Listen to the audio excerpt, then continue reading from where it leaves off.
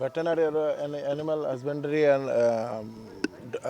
আমাৰ milk diary ইয়াৰ লগত meeting কৰিছোঁ। তাৰপিছত এতিয়া আমি department of fisheries director of fisheries তাতে আজি আমি গোটেই অকল কাৰ্যকৰ্তাৰ লগত বহি মানে আলোচনা কৰিলোঁ। কেনেকুৱা আমাৰ যশস্বী মুখ্যমন্ত্ৰী ডক্টৰ হিমন্ত বিশ্ব শৰ্মা মহোদয়ে যেনেকুৱা বিচাৰিছে যে অসমৰ উৎপাদন বাঢ়িব লাগিব ফিছৰ, আৰু কি পন্থা ল'লে আৰু ভাল ব্যৱস্থাত যাব পাৰিম। এতিয়া আমি যিটো অধ্যয়ন কৰি দেখিছোঁ আমাৰ মোটামুটি এতিয়া ভাল পজিশ্যনত আছে, আৰু যাতে ভাল হয় মানে 2030 ভিতৰত আমাৰ এটা টাৰ্গেট আছে যে 7 লাখ মেট্ৰিক টন মাছ উৎপাদন কৰিব লাগে। তাৰ কাৰণে আমৰা আজি ইয়াত বহি আলোচনা কৰিছোঁ আৰু পৰিচয় পৰ্ব হ'ল আৰু খুব তৰিত গতিত যাতে আমি মাছৰ উৎপাদন কৰিব পাৰোঁ গোটেই অসমৰ ৰাইজৰ কাৰণে এইটোৱে আলোচনা হৈছে।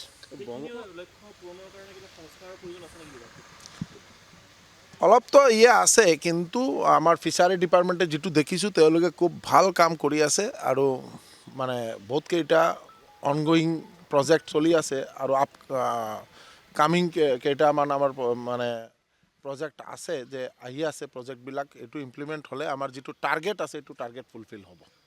বিভিন্ন ৰাজ্য বিভিন্ন বৰাকতো দেখা গৈছে, বিভিন্ন ৱেটলেণ্ড আছে বা বিল আছে বা এনেধৰণৰ কিবা নতুন পৰিকল্পনা কিবা তেনেধৰণৰ এইটো আমি পৰিকল্পনা এটা বনাই আছোঁ। আজি এইটো আলোচনা হৈছে যে আমাৰ চাহ বাগিচা অঞ্চলত বহুত ৱেটলেণ্ড থাকে বা আমাৰ বৰাক উপত্যকাত এছিয়াৰ ডাঙৰ ৱেটলেণ্ড যিটো আমাৰ চনবিলটো যাতে সংস্কাৰ কৰি আকৌ যাতে এইটো 12 মাহ এইটোত যাতে পানী থাকে আৰু ইয়াৰ পৰা যাতে মাছ উৎপাদন কৰা যায়। আমাৰ এইফালেও চাহ বাগিচা ডিব্ৰুগড় তিনিচুকীয়া এইফালে আমাৰ বহুত চাহ বাগিচা আছে বা BTAD এলেকাত বহুত চাহ বাগিচা আছে। চাহ বাগিচাৰ মালিকৰ লগত কথা পাতি আলোচনা কৰি তাতেও যাতে এই ৱেটলেণ্ডবিলাক আমি ফিচাৰী ডিপাৰ্টমেণ্টৰ জৰিয়তে আমি যাতে আৰু মাছৰ উৎপাদন কৰাৰ কাৰণে আমি যাতে ফিচাৰিজ বনাব পাৰোঁ এইটোৰ ব্যৱস্থা আমৰা ল'ম আগন্তুক দিনত। Thank U. কালি আপুনি নতুন কাৰ্যালয় ল'ব, ৰাতিপুৱা পূজা আপুনি কৰিব। হয়, কালি আহিব। কালি আমাৰ নতুন কাৰ্যালয়ৰ পূজা হ'ব, সকলো নিমন্ত্ৰণ আহিব, প্ৰসাদ খাব। ভেটেনাৰি আৰু এনিমেল হাজবেণ্ডাৰী এণ্ড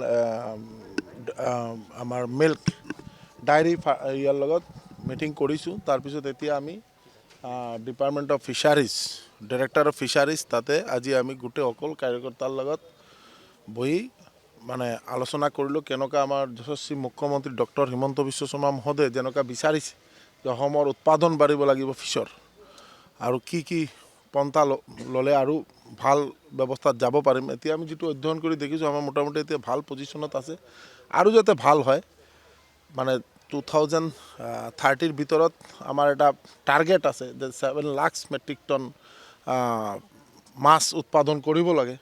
তাৰ কাৰণে আমৰা আজি ইয়াত বহি আলোচনা কৰিছোঁ আৰু পৰিচয় পৰ্ব হ'ল আৰু খুব তৰিত গতিত যাতে আমি মাছৰ উৎপাদন কৰিব পাৰোঁ গোটেই অসমৰ ৰাইজৰ কাৰণে এইটোৱে আলোচনা হৈছে।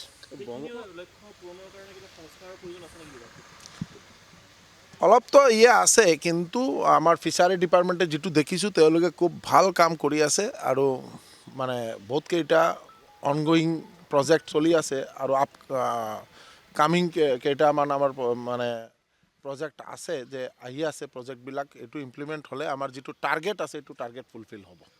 বিভিন্ন ৰাজ্য বিভিন্ন বৰাকতো দেখা গৈছে, বিভিন্ন ৱেটলেণ্ড আছে বা বিল আছে বা এনেধৰণৰ কিবা নতুন পৰিকল্পনা কিবা তেনেধৰণৰ এইটো আমি পৰিকল্পনা এটা বনাই আছোঁ। আজি এইটো আলোচনা হৈছে যে আমাৰ চাহ বাগিচা অঞ্চলত বহুত ৱেটলেণ্ড থাকে বা আমাৰ বৰাক উপত্যকাত এছিয়াৰ ডাঙৰ ৱেটলেণ্ড যিটো আমাৰ চনবিলটো যাতে সংস্কাৰ কৰি আকৌ যাতে এইটো 12 মাহ এইটোত যাতে পানী থাকে আৰু ইয়াৰ পৰা যাতে মাছ উৎপাদন কৰা যায়।